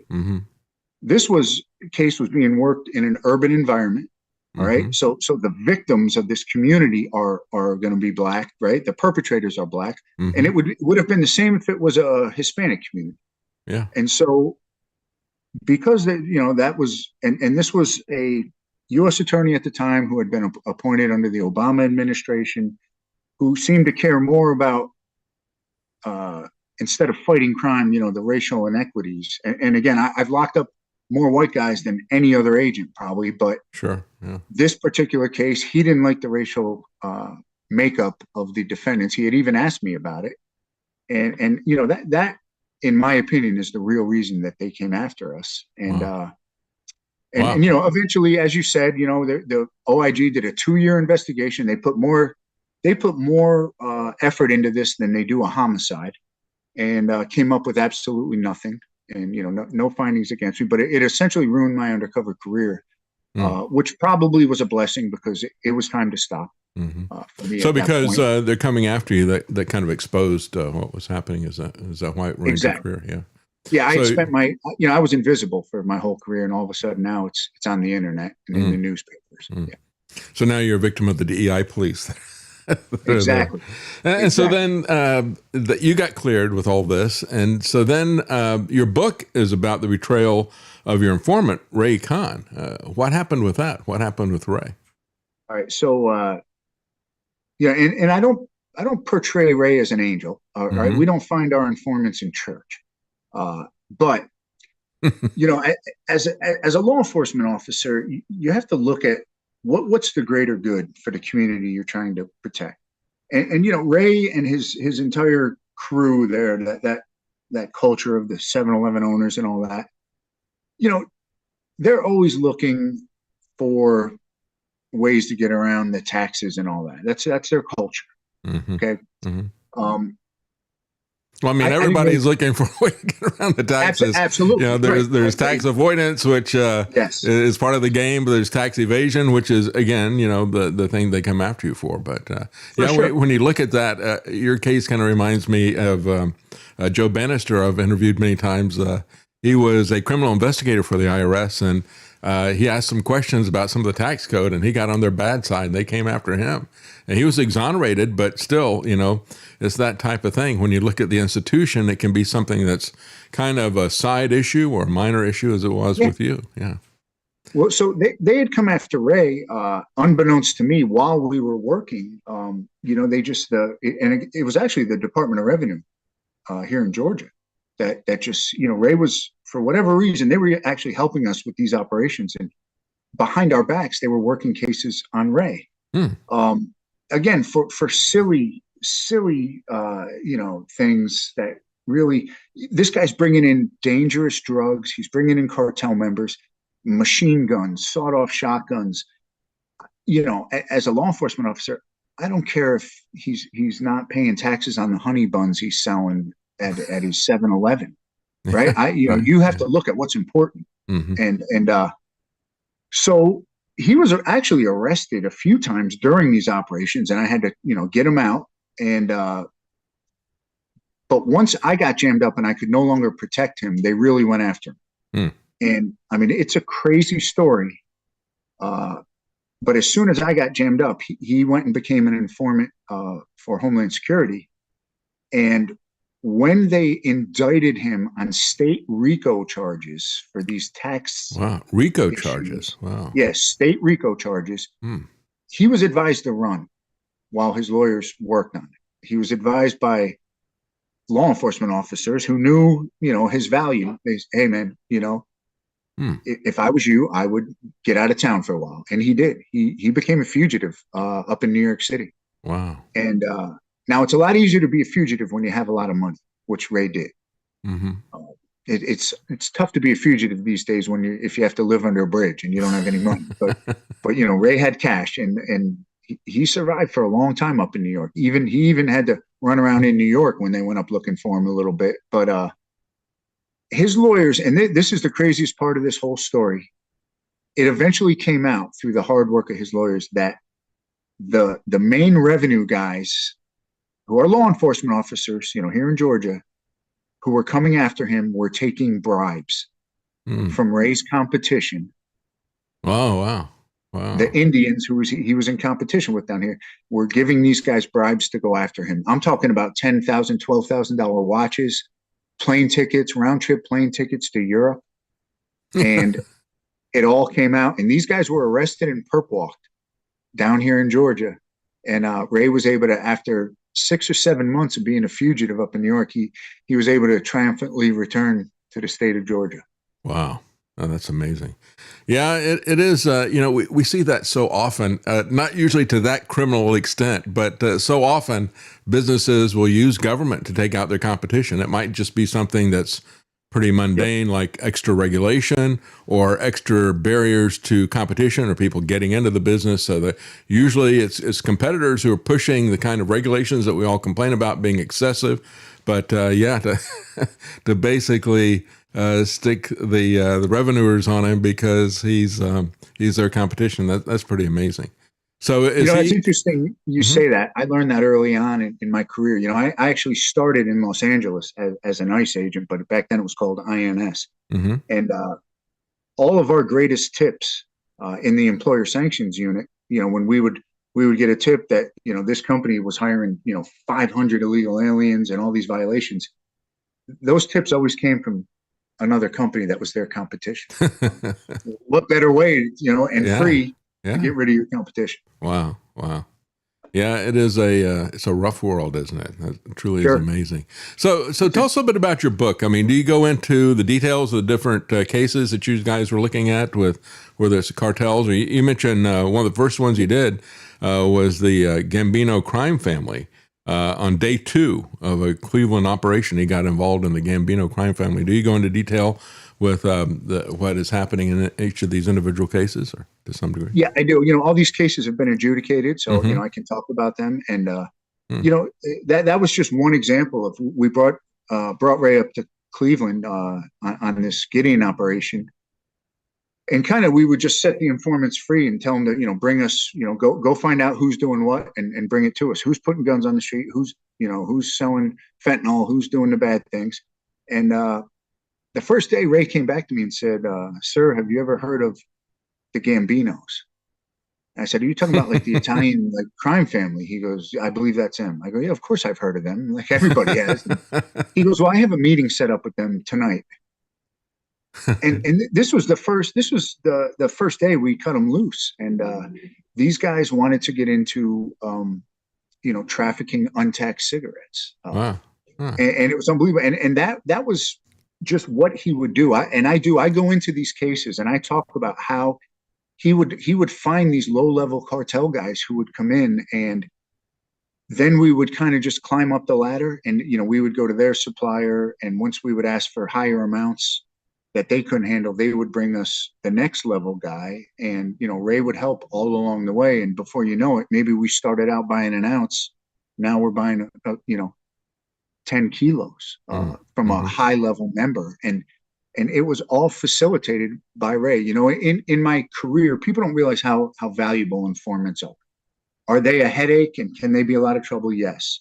But as an undercover, I would say throughout my 20-year career, 95% of the time that I was able to get into a criminal organization, it was because a confidential informant was able to, to make the introduction and walk me in. So they're super valuable to us. It's just, you have to know how to handle them. Well, that's interesting. Now, your experience at the ATF was really investigating organized crime, and of course, your hook into that is the gun side of things. But when the rest of us look at the ATF, what we typically think of is somebody who is auditing and looking at the little minutia of, how long is your barrel? Do you have a pistol brace on it? That type of thing. Or what we saw with the Biden administration, I don't know if you were still there at the time, where they started going after gun stores and basically shutting them down completely if they had a paperwork violation. So that's a different group inside of the ATF that I guess, how did you guys view that? I'm sure that was two very different cultures inside that institution. We were the criminal investigators, the special agents. Those are the regulatory. That's the regulatory side. They're not gun carriers. But here's the problem with ATF and with every federal agency. They've become political, right? So every time a new president, a new administration comes in, they put their guy in charge, okay? Their man or woman in charge, right? So if you look at who we got under Biden, right? We got this guy, his name was Dettelbeck, I believe his last name was. He was Obama's roommate in college. I guarantee you he had never shot a gun in his life. Yeah, I can't imagine he and Obama going out to the shooting range together, right? Yeah, no, I don't think so. I don't think that happened. And he had no business being the director, but he had never held a law enforcement position. So when you get, I'll just say it, probably an anti-gun guy and put him in charge of ATF, he made the decision. He decided, we're not going to go after the bad guys. We're not going to go after the trigger pullers on the street who are sticking guns in people's faces downtown at night. We're going to go after the gun dealers. It's their fault.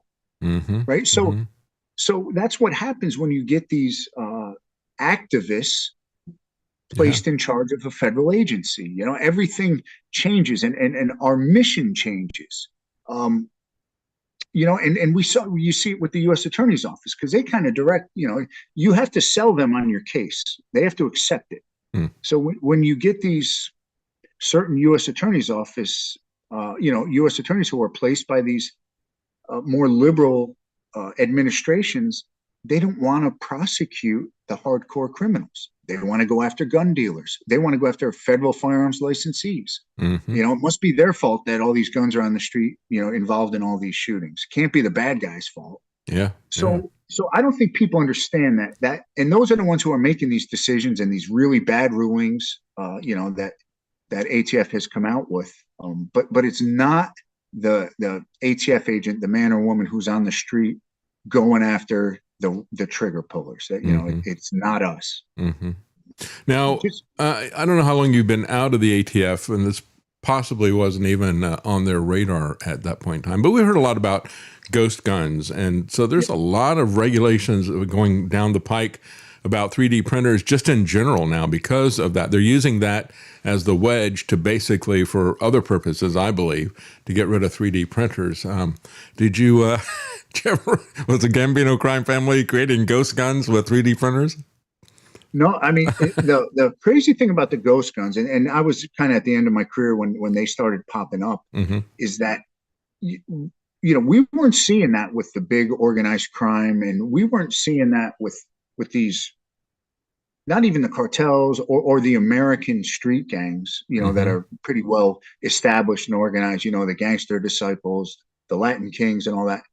It was these nerds, in their apartment who were making these guns and selling them, who were making some good money selling them on the dark web, on the black market. More of an individual thing than any kind of organized movement.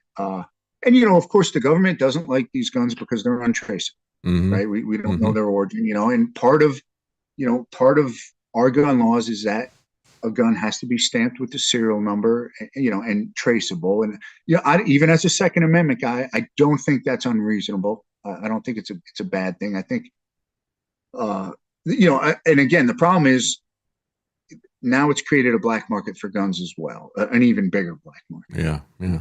That's what Prohibition always does. We kind of joke about it in my family. We say, we look at what has happened with drugs, for example.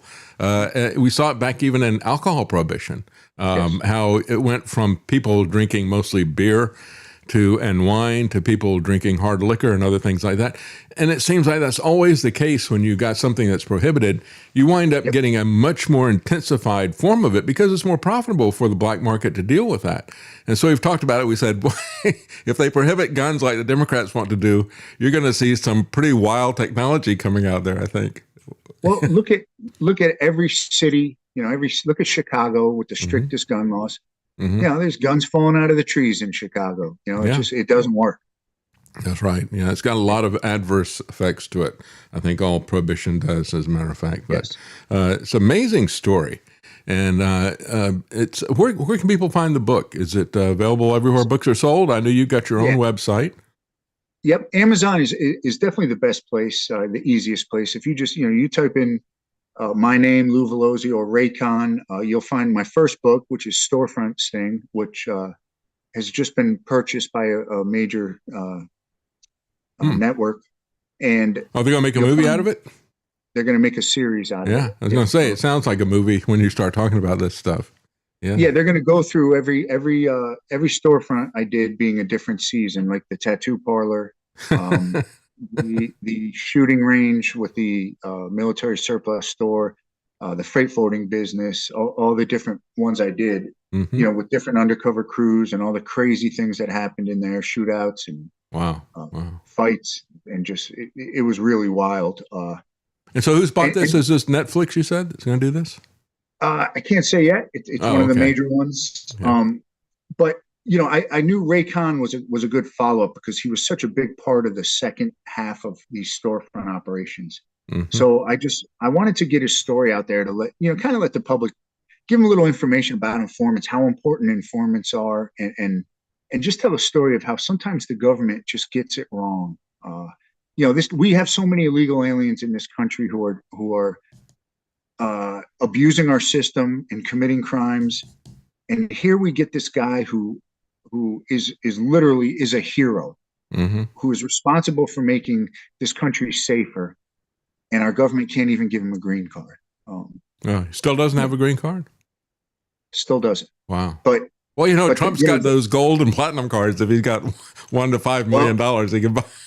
If he listens to this, we need one. Again, the prior administration let tens of millions of these people in, and all they're doing is abusing the system. We have one here who actually helped the country. I mean, can we get this guy a green card? Yeah. As I look at it, I see the big problem as being the welfare magnet, right? Yes. Paying people to come in. And of course, we see the fraud, networks of fraud that were up in Minnesota with the Somalis and everything. But, at the same time, I support them, cutting off the welfare magnet. I'm also very concerned about the way that law enforcement is being conducted, and I think there was a deliberate extremism to it that was put in there. So that's my concern. It's not so much even with what they're doing as the way that they're doing it. I think is always something you have to be very, very careful about. I think law enforcement needs to be held to a higher standard than in general, and so that's my concern with it. But what were some? Give us an idea. Since they're going to be doing probably filming some of this, give us an idea of some of your exciting stories that happened. You said there's a lot of stuff that happened in these storefronts. Yeah, it was, we would have these, I'll just tell you, my first one was a tattoo shop. And that was kind of, we were learning as we went along on this, didn't know what to expect. But after 12 months running this tattoo shop in the inner city, we had purchased 430 crime guns off the street. So we knew we were onto something. ATF had never seen results like that. No one had ever seen those kind of results. During the storefront, we had all different gangs. We just catered to gangs. Our informant was a tattoo artist who had recently gotten out of prison and had gotten jammed up. He didn't want to go back. He agreed to do this. He had inked all these guys in prison. They all knew him. And so he was able to get them all to come in. And he was he was nothing but trouble. He ended up doing a bunch of things he wasn't supposed to do, getting sexual favors out back for the tattoos he was giving some young ladies. I mean, just nonstop trouble. Like it was like, not only was I the manager supposedly of this place, but I had to keep him on a leash. And we have all these different gangs coming in, and we had told them all this, and this is a neutral place. Not, we don't want any trouble in here. You can tag all the walls. We left them blank and all that, but no hating. We don't want any of that in here. That didn't last 24 hours. They're threatening. We actually cut all the drywall out and kept it as evidence because of all the threats, they were putting on there to each other. And, they would come in when different factions would come in. And next thing you know, there'd be all out brawls, like a riot inside. And we'd have to come out from behind the counter with baseball bats. And this is all while we're trying to buy guns and drugs and gather evidence. We're dealing with that, and they started bringing us stolen cars. Once they found out, what our side hustle was with the gun trafficking and the buying the drugs and all that, that opens up. They're like, hey, they must be in anything. We had guys bring us. Had a guy come in with a box of puppies once, and turned out he was a security guard at the mall, and this was back when there were still pet shops at the mall. He stole a whole box of puppies and brought them in. Wow. Had a guy come in with prosthetic limbs. He worked at the Georgia Regional Medical College in Augusta, and he had stolen a box of prosthetic limbs. And I remember I remember picking up one of the fake arms and looked at him. I said, "Listen, man, this." I said, "We're not a pawn shop." I said, who am I going to sell this to? And he looked at me and he goes, to somebody with one arm, man. Like, they didn't get it. So some of it was comical, some was fun, some of it was not comical. It was deadly serious. The same guys who were coming in and dealing with us, selling us drugs and selling us guns, would come back at night with ski masks on and rob us. Wow. Uh-huh. There's no honor among thieves. And it wasn't like we didn't know who they were. They were wearing the same clothes. These weren't rocket scientists. They just, we were burglarized in every single one. We were burglarized. We were robbed in several ones by our own customers. It was such an eye opener. Wow. We would embed ourselves in the whole community. Not just the criminal community, but sometimes the whole community, because we had, there was regular people coming in too. And when we would take these operation downs, we would have massive takedowns. Say we had, 100 defendants. We would have SWAT teams, DEA, ATF, U.S. Marshals, state and local police kicking doors in, because we had to get everyone quick. Because once the word got out there, they leave. And we would, these massive takedowns would result in car chases and foot chases and shootouts, and the community would actually be disappointed in us. We would find out later that, because we had developed relationships and all, and you know, they would feel betrayed, but you know, I always felt, hey, listen, we just made your community a lot safer, because the 100 people we took out in this operation, those are the 100 worst people in this community. Those are the ones putting dangerous drugs on your streets, pointing guns in your faces. Wow. That's an amazing story. I can't wait to see. I can't wait to read the book, but I can't wait to see the movie either. That ought to be a great film. I mean, that's exactly the kind of story that they're looking for, I guess. And we've seen variations of it, but you actually lived through it. That's a pretty amazing story. So thank you so much for joining us. And again, you've got a website of your own, Lou Valloze. It's LOUVALOZE.com. Yes, and we've got that under your name there. So what do you have there that people can see? Do you sell the books there? Yeah, we selling the books on the website, and some of a lot of, you know, my appearances. I kind of you know, post-retirement, I entered this entertainment world. And I found out that it's, I didn't think it could get dirtier or grimier than the federal government, but I think Hollywood has showed me that it actually is. Wow. And you know, you know, I do a lot of podcasts. I do a lot of public speaking. I travel the country, speak to, you know, law enforcement conferences, and you know, I enjoy doing it. I enjoy warning young officers about what happened to me, and not allowing that to happen to them. And, you know, talking about how important our pension is, and how you don't want to just work a whole career and retire and die. Yeah. You know, you've earned that pension. So live a long life and, you know, stay healthy. And what's your message to everybody about Hollywood? Let me tell you, like I told you before, I didn't think it could get much worse than the corruption of the federal government, but boy, I said, you know, and listen, I've dealt with some really good people, but just organizationally, just as a whole, people, you know, their word doesn't mean much. I found out never take anyone serious until they've actually written you a check in Hollywood, because they'll tell you anything, but don't believe them until they cut you that check. It's just a man, and I've never seen a business, an industry that takes off more time.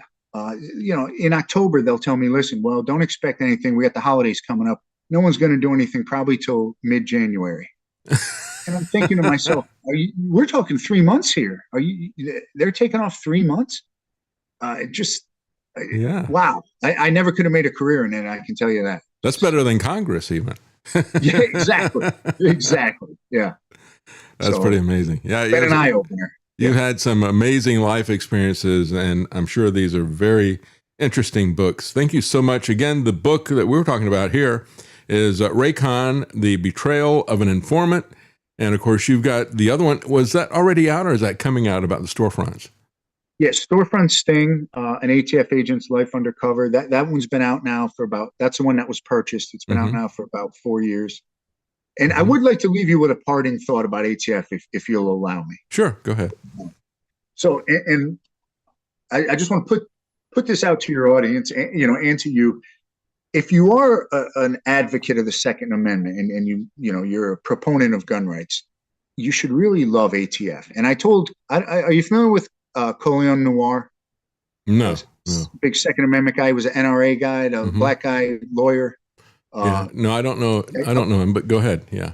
Yeah, I told him this recently on his podcast. You should be a fan of ATF if you are a proponent of gun rights, because ATF is a small, very controllable agency. We have about 2,000 agents for the whole country, right? The likeliness of running into an ATF agent is pretty slim, right, out there. The gun laws are never going away, all right? So if you abolish ATF, the gun laws are going to go to one or two agencies. They're going to go to the FBI or Department of Homeland Security. We don't want the gun laws going to those two behemoths. Those, you know, you think the FBI was bad under the last administration with, you know, the authority they have now? Give them the gun laws and see what they do. Yeah. So, you know, ATF, again, is easily controlled. It's underfunded. And that's exactly who you want enforcing our gun laws. You don't want the FBI or Homeland Security enforcing our gun laws. So, you know, Yeah, that's what we'd always say when people say, well, the problem is just got to make government more efficient. It's like, no, actually, I don't want to make government more efficient because I don't like what they're doing to start with. Yeah, I don't use the term government and efficient together in a sentence. Yeah, that's right. Yeah. Yeah, only in Doge do we get that. And that's right. That's kind of a head fake. So, yeah, I'm afraid government isn't going to get a lot more efficient with artificial intelligence. That's my real concern. And I think that's where this is going. And that's something, not necessarily your agency, but all the different government agencies are going to be able to audit everything that everybody does and find the simplest process crimes. And it's like, bring me the man, I'll find the crime type of attitude.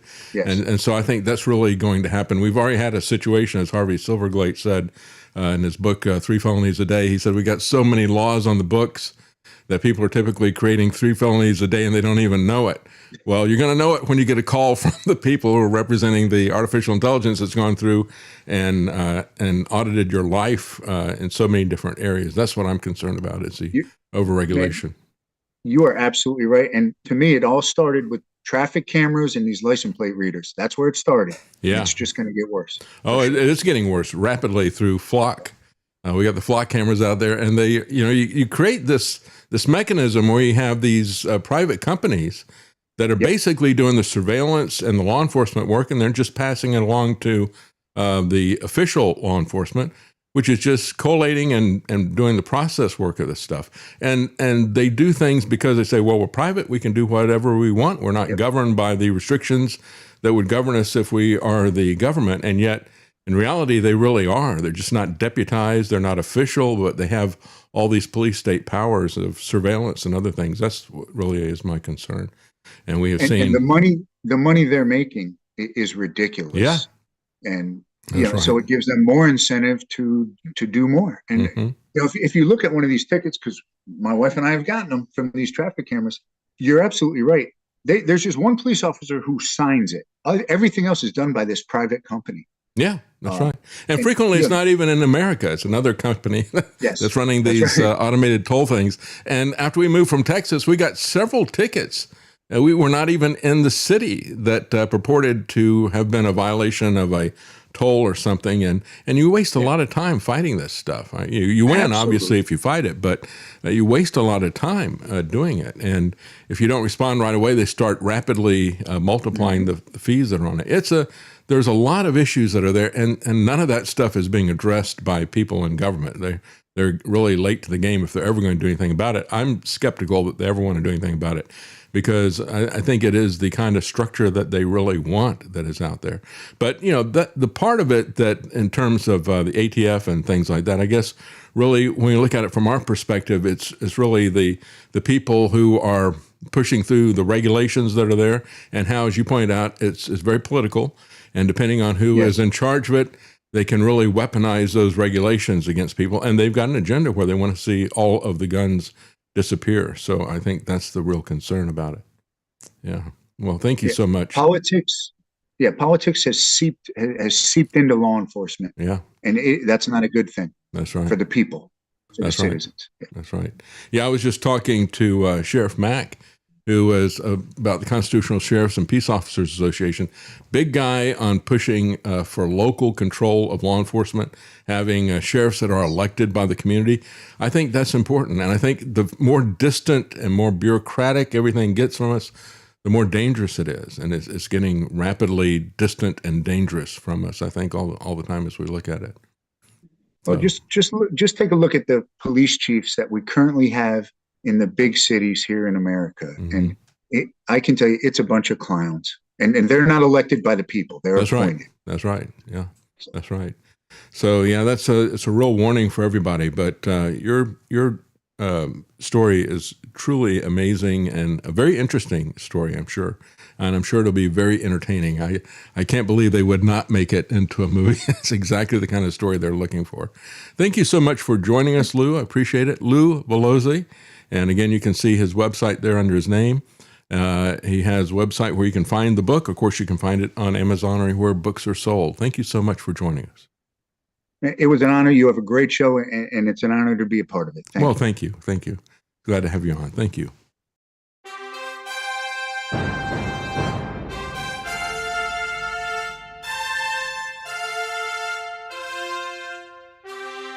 the common man. They created Common Core to dumb down our children. They created Common Pass to track and control us. Their Commons Project to make sure the commoners own nothing. And the communist future. They see the common man as simple, unsophisticated, ordinary. But each of us has worth and dignity created in the image of God. That is what we have in common. That is what they want to take away. Their most powerful weapons are isolation, deception, intimidation. They desire to know everything about us while they hide everything from us. It's time to turn that around and expose what they want to hide. Please share the information and links you'll find at thedavidknightshow.com. Thank you for listening. Thank you for sharing.